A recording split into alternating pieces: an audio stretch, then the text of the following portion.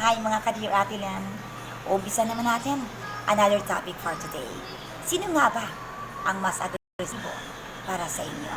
Last night, may mga kaibigan ako ang nakausap. Tinatanong-tanong ko sila isa-isa.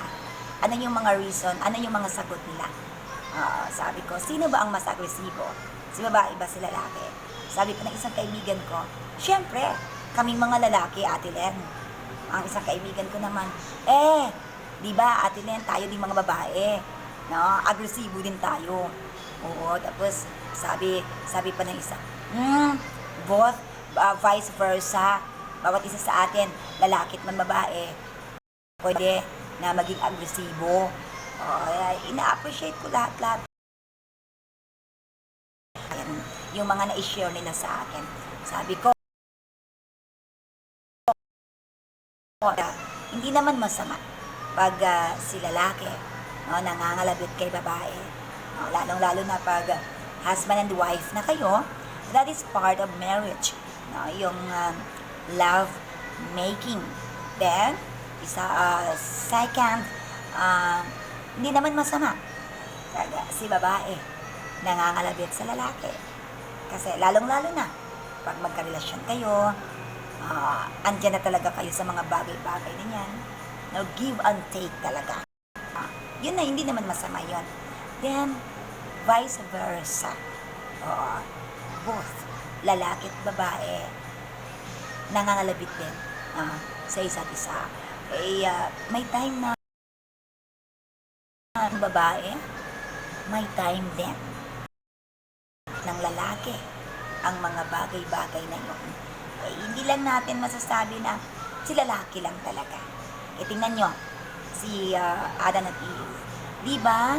Oo, babae yon sa Bible yon. Pero, para sa akin, pwede naman vice versa.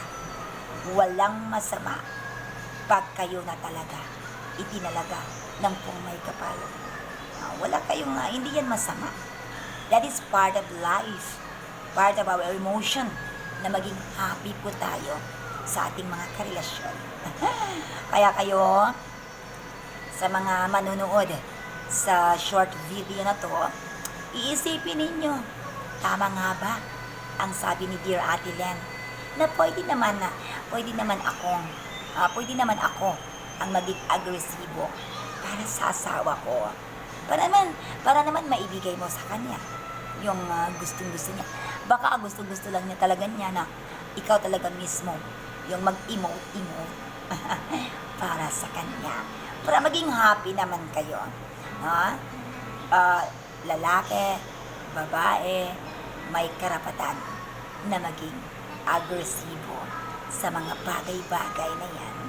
No? Walang masama pag si babae, hindi naman masama pag si lalaki. Pero kadalasan sabi pa ng mga lalaki, kami Ate Len, para makakita lang talaga ng sexy. Iba na talaga yung nararamdaman namin. Parang, parang uminit. Yung buong katawan po namin. Grabe naman kayo. Grabe naman ka-agresibo. Kaya, yan, para kay Dear Ate Len ninyo, pwede si babae na maging agresibo, pwede din si lalaki na pinaka-agresibo. Kaya, mag-isip-isip na kayo.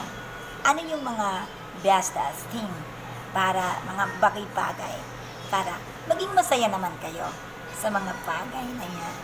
Okay, thank you so much. And Ate Len, ti amo.